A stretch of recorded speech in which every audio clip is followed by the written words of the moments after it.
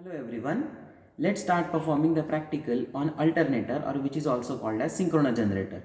As we all know, alternator or synchronous generator is an important device or machine which is used to generate an AC voltage.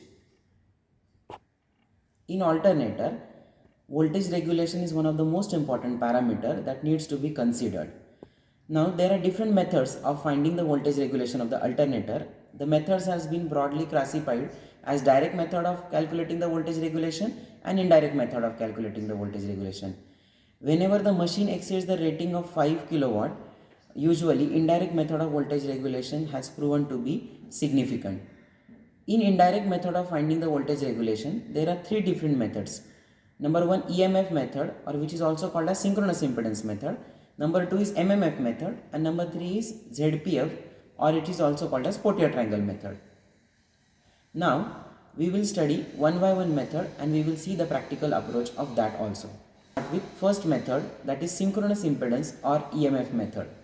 For that, let's study the circuit diagram first.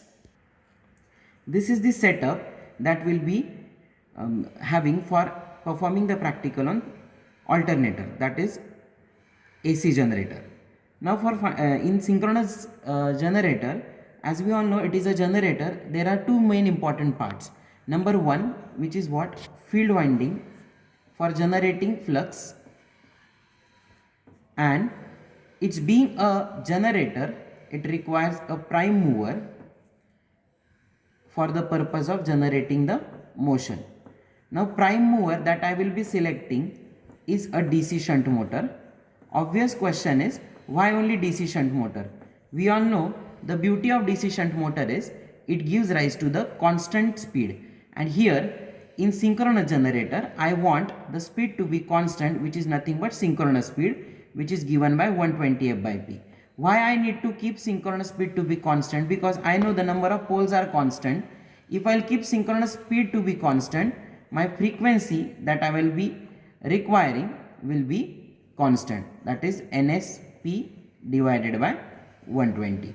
So if poles are constant, NS is constant, the required frequency, which is nothing but in India it is 50 Hertz, that I can achieve. So here this particular part is my DC shunt motor, which is going to act as a prime mover, where I will be applying plus minus 220 volt DC supply. This is the 3-point starter. We all know the purpose of using the 3-point starter is for limiting the starting current. This is the field winding of DC shunt motor, and this is the armature. These two circuits are connected in parallel, and hence it is called as shunt motor.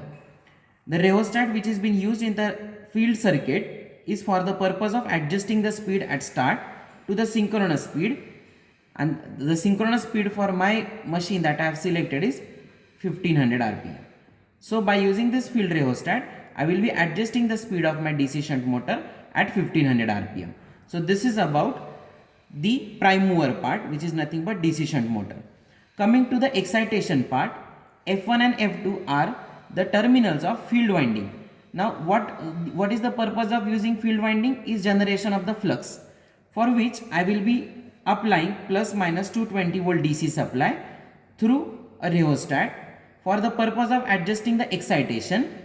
The variation in the excitation will be done through this rheostat itself, and the observation of that variation will be done on the ammeter, because we know that flux is nothing but a field current itself.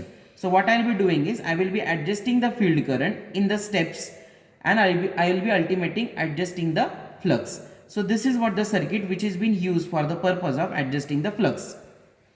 Next, this part is nothing but the armature, where a EMF is going to get induced, and if I wish to get the line value of the generated EMF, I will be connecting the voltage between voltmeter between R and Y, or YB or RB.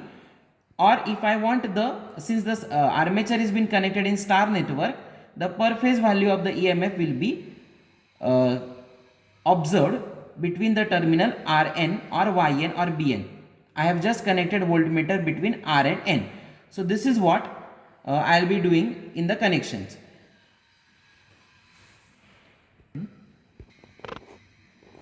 in synchronous impedance method or EMF method, what we need to do is we are going to perform two tests independently. One is called as open circuit test and another one is short circuit test. The name itself tells you what these tests are going to be. As you know, this is my armature where EMF is going to get generated. What I'll be doing in open circuit test, I will be keeping all the terminals R, Y, B as open, and I will be measuring the voltage as V, and I will be recording that open circuit voltage, by which I will be getting the data of open circuit test and I will be plotting it. As you all know, I am going to vary the field current, ultimately the flux. I will be getting the variation in open circuit voltage. Now, this open circuit voltage I am going to record, and I am going to get this kind of characteristics, which are what called as open circuit characteristics. So this data I will be obtaining by open circuit test. Now in short circuit test, the change that I am going to do is I will be shorting these three terminals and I will be inserting one ammeter for the purpose of measuring the current like this.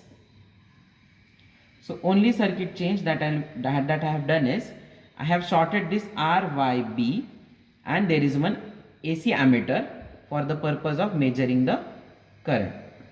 The range of ammeter, voltmeter, everything is decided based upon the ratings that we have. Now the rating of my selected alternator is current rating is nearly 2 ampere. So the ammeter that I will be selecting is 0 to 5 ampere. Okay. Now after doing this connection change in the alternator setup, what I will be getting is the data of short circuit test. By this I will be again plotting a short circuit characteristics, which are expected to be a straight line. This is nothing but short circuit characteristic.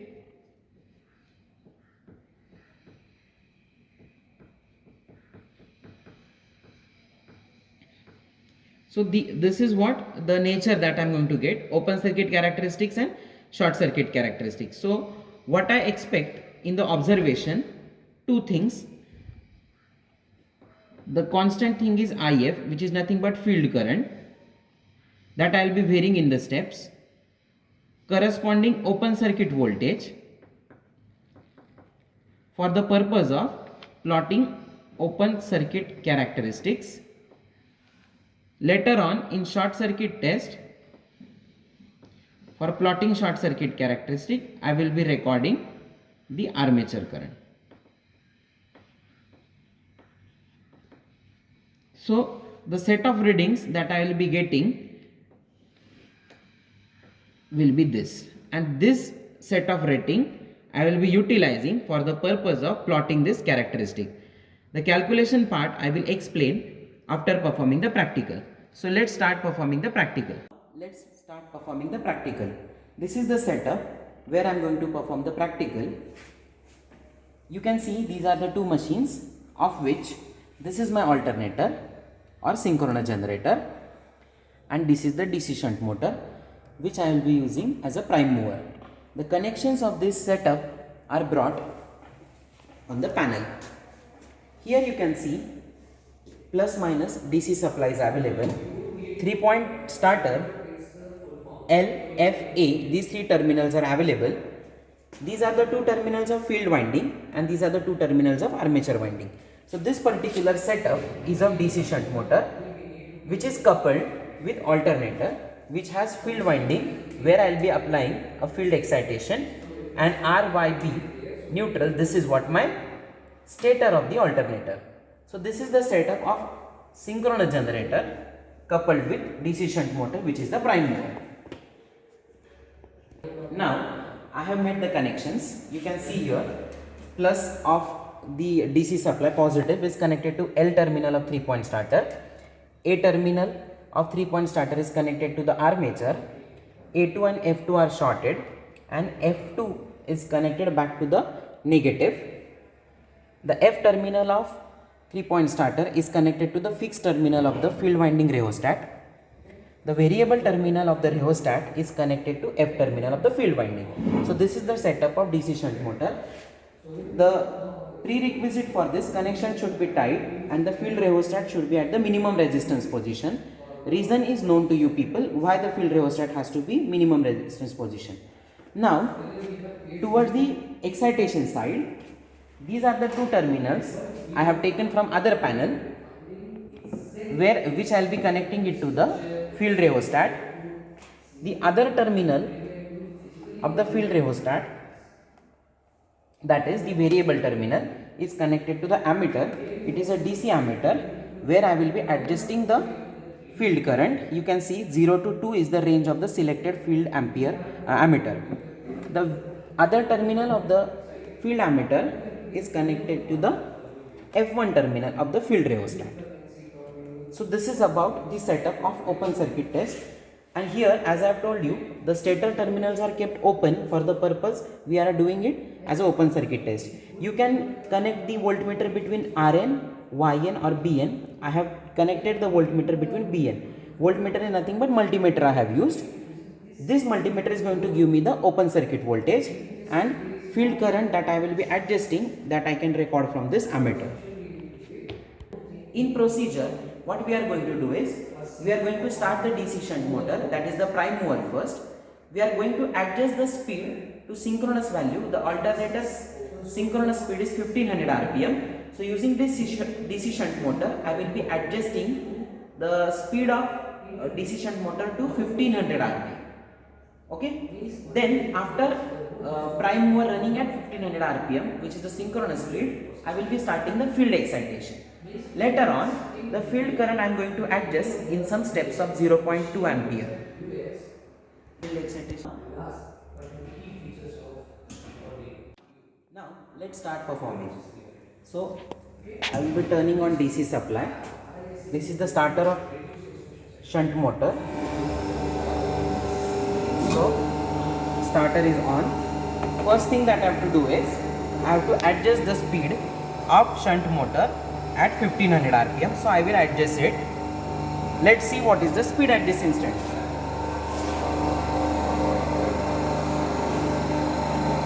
Speed is 1511. It means it has exceeded the value of synchronous speed. So what I need to do is, I have to adjust the speed to 1500. So let's adjust it. So you can see speed is adjusted to 1500 rpm, which is the synchronous speed. Now after adjusting the synchronous speed to 1500 rpm, I will be turning on the excitation provided to the field winding. Now I have turned on the excitation provided to the field winding. You can see the current has started showing some deflection. Now I have to adjust this current in the steps which I have already planned. As in open circuit test, I will be taking the number of readings first in the steps of 0.4 each. So first reading I will be getting of open circuit voltage, setting field current at 0.4. Okay. After that 0.8, 1.2, 1.6 and so on. So let's set the current to 0.4 ampere first.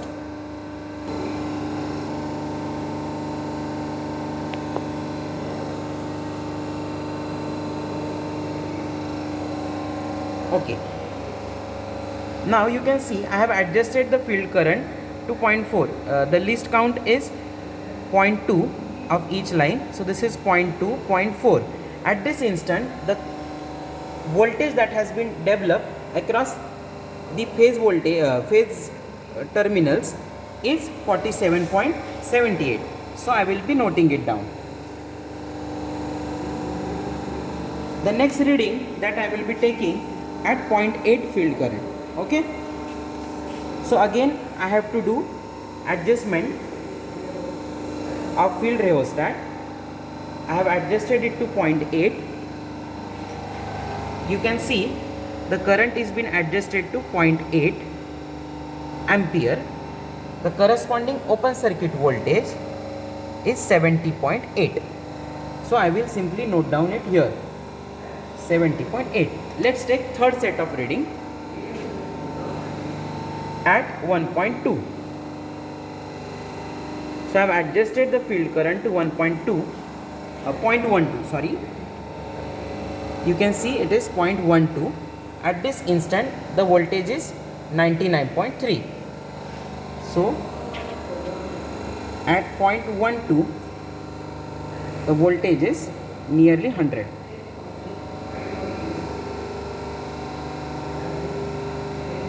Okay, similarly further set of readings I will be taking and preparing the observation table of open circuit test. Now the second test is short circuit test. Here the connections of DC shunt motor remain same, field circuit remains same, only changes in armature circuit. As we know, we need to short circuit the armature. So what I have done is, in line of R and Y phase, I have connected one ammeter, AC ammeter, because short circuit current I am going to get on this AC ammeter. I have selected the range of 0 to 5 ampere. Yes, for what purpose? Because of my rating of alternator. Okay, so R is connected to common of the AC ammeter, Y is connected to the range of ammeter, then from Y to B I have done the short. So this is what the connections of short circuit test. Now what we need to do is, we have to again start the DC shunt motor, run it at 1500 rpm, then start the excitation. So initial settings has already been done. The DC shunt motor is already running at 1500 rpm. I will directly start with the short circuit test. Now short circuit test we are going to perform on the same steps that we have followed for open circuit test of current, field current 0.4, 0.8, 0.12, 0.16, and likewise what will be the readings of short circuit current that I will be noting down. Let's take the first reading at field current of 0.4 ampere. So I will be adjusting the field current to 0.4 ampere. Okay.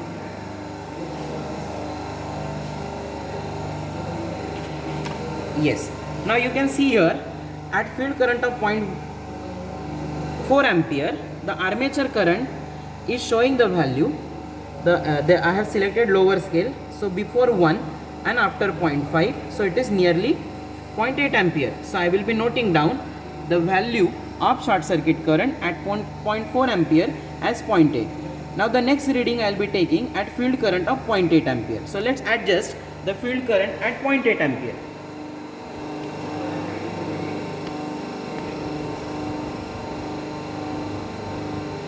Okay, now I have adjusted the field current at 0.8 ampere. The corresponding armature current is coming out to be 1, 1.2, 1.1, 1.2. Now similarly I can take the readings at 0.12, 0.16, 0.2, 0.25. Only thing that I have to remember is I should not exceed the rated full load current of my alternator, which is 2.8 ampere. So these are the readings of open circuit test. You can see the variation in the field current that I have done is 0.4, 0.8, 0.12 and so on till 0.5. The corresponding voltages are recorded from 47 till 275. Ideally it is expected you should take 125% of the rated voltage, and rated voltage is nearly 239.6 volt in our case. Similarly, short circuit test, the rated current of our alternator is 2.8 ampere. Okay, this is the armature current, rated full load armature current. So what I have done is the same steps of field current I have considered and noted down the short circuit test data, and I have increased that field current till it nearly reached to the 2.8 ampere, which is the rated current, which is 2.95 as the last value. Now with this open circuit test and short circuit test data, I have plotted the graph of OCC and SCC. What you need to do is, since field current is common point between the two tests, it is taken on the x-axis, and on the y-axis open circuit voltage and short circuit current is taken with the suitable scale length.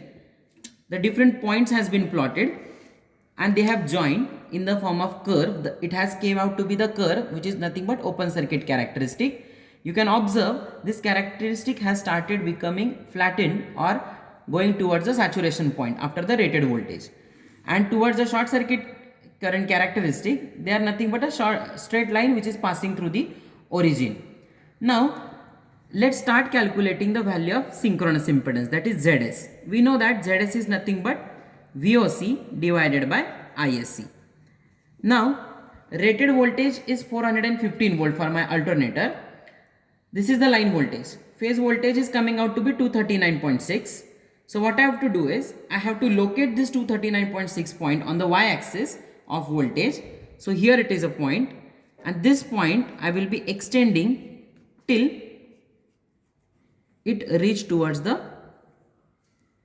OCC characteristic. So this is the point of 239.6. So my VOC is, I know it is 239.6. Now corresponding ISC I want. So what I will be doing is I will be simply projecting this point, and I have to locate this point on short circuit current characteristic and extend it here on y-axis, where I will get the short circuit current. You can see it is 4 ampere here, it is 4.5, so nearly 4.2 is the short circuit current. So what I will get here is ZS is equal to 239.6 divided by 4.2 ampere, by which I can calculate the value of synchronous impedance ZS, which is in ohm. So calculated is 56.90. Let's proceed for the calculation of voltage regulation. We have seen ZS is equal to VOC by ISC. It has came out to be 56.90. Now armature resistance, the resistance of armature winding per phase. There are 3 phases, R, Y and B, of which one of the resistance of one of the phase we need to measure. For measuring the resistance there are multiple methods, volt ampere methods, direct measurement also available. So what we have done is we have directly estimated the resistance of armature by digital multimeter. The value that we have got is multiplied by 1.6 to get the AC value, because this RA, if I measure by multimeter, it comes out to be the DC value. So if I will multiply it by 1.6 into the RDC, this RDC is nothing but the resistance that I have obtained by multimeter value. This multiplication when I will do, I will be getting the value of RA per phase. Okay. So RAPH is 6 ohm. Now with this impedance and resistance, the most important parameter that I want is synchronous reactance.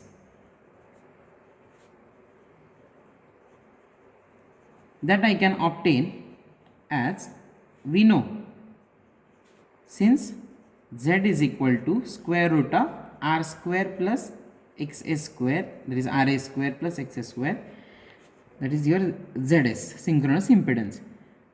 Now I can get XS as XS is equal to square root of ZS square minus RA square, which is nothing but 56.90 the whole square minus RA is 6 square.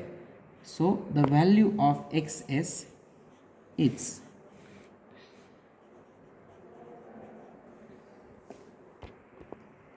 56.57 is the value of synchronous reactance. Okay.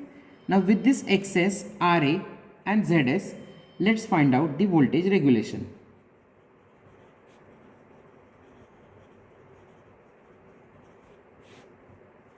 We know the formula percentage voltage regulation is EPH, EMF generated per phase, minus VPH, terminal voltage per phase, divided by VPH multiplied by 100. Now here I know what is the value of EPH. EPH is equal to, the rated value is of voltage is 415 divided by root 3, which is nothing but 239.6 volt. This is the value of EPH. Let's find out the value of VPH. Value of synchronous reactance we have calculated is 56.57. Now next is voltage regulation. We know the formula percentage voltage regulation is percentage VR is equal to EMF generated per phase minus terminal voltage VPH divided by VPH multiplied by 100. Here VPH is known to us. How come? VPH is, we know the terminal voltage is 415 line voltage divided by root 3 to get the value of per phase voltage. It comes out to be 239.6 volt. Okay, so this is the value of VPH. Let's find out the value of EPH. Now for finding the value of VPH we should know the power factor. Let's consider the cos phi to be 0.8 lagging, that is having inductive load. The formula for this is EPH is equal to square root of VPH cos phi plus IARA the whole square plus VPH sin phi plus IA into XS the whole square. Here the value of IA, that is rated armature full load current, is 2.8 ampere. Now we have VPH, we have cos phi as 0.8, ultimately sin phi will be 0.6. So VPH is known, cos phi is known, IA is 2.8, RA we have already estimated as 6 ohm, VPH is again known to us 239.6, sin phi is 0.6, IA is 2.8, XS we have estimated as 56.57. Putting all these values, I can get the value of EPH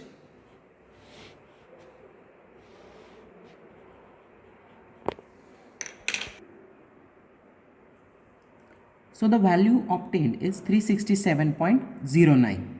So this is the EPH for 0.8 lagging power factor. Now let's find out the percentage voltage regulation. Percentage voltage regulation, we have already seen the formula, EPH minus VPH.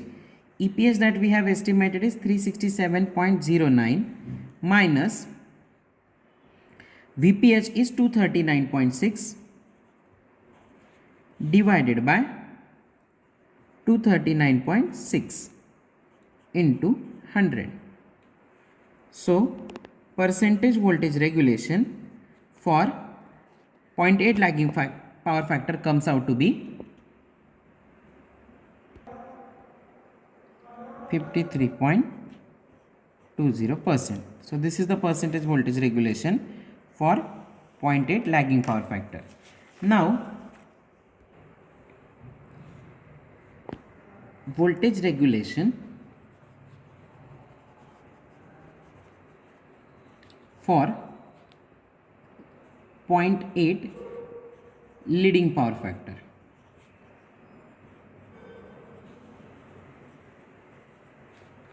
It is, the formula is same, percentage VR is equal to EPH minus VPH divided by VPH into 100. Here VPH already we know, it is 239.6, same machine. Let's find out the value of EPH for leading power factor.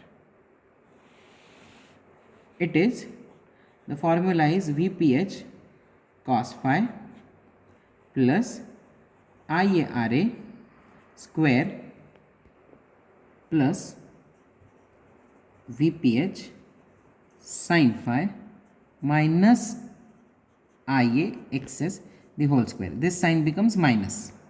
Okay. Now we know VPH, it is 239.6. We know cos phi, it's 0.8. We know IA, it's a rated full load armature current 2.8 ampere. RA we know it is 6 ohm. We know VPH, we know sin phi, IA and XS. Let's put all these values and find out the value of EPH.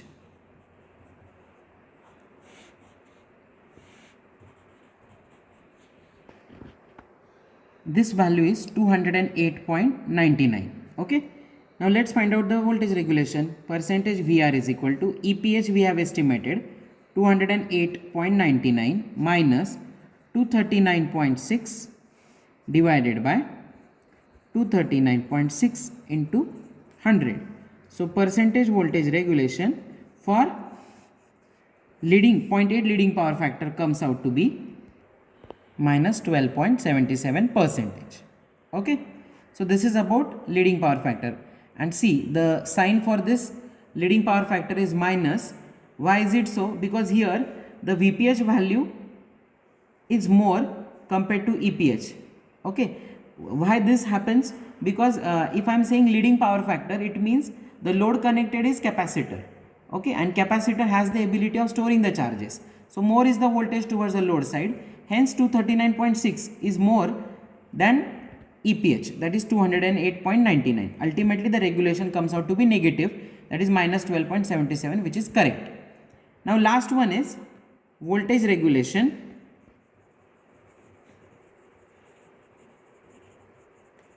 for unity power factor. Okay, the formula is same, EPH minus VPH divided by VPH, but here the value of EPH is estimated. See, if you don't remember the formula, what you have to do is same formula. Here only cos phi, unity power factor means cos phi is 1, sin phi is 0. So this factor will be 0. Only factor will be there in VPH, IARA and IAXS. Only IAXS will be positive. Okay. So the value of EPH for unity power factor by this formula is 301.6 volt. Okay, so this is EPH. Last percentage voltage regulation is 301.6, that is EPH minus 239.6 VPH divided by VPH, that is 239.6 into 100. So this percentage VR or voltage regulation comes out to be 25.87 percentage. So what we have got is voltage regulation for inductive load 53.20, that is lagging power factor. For capacitive load, that is leading power factor, it is minus 12.77%, and for unity power factor it is 25.87%. So this is about the synchronous impedance method or EMF method.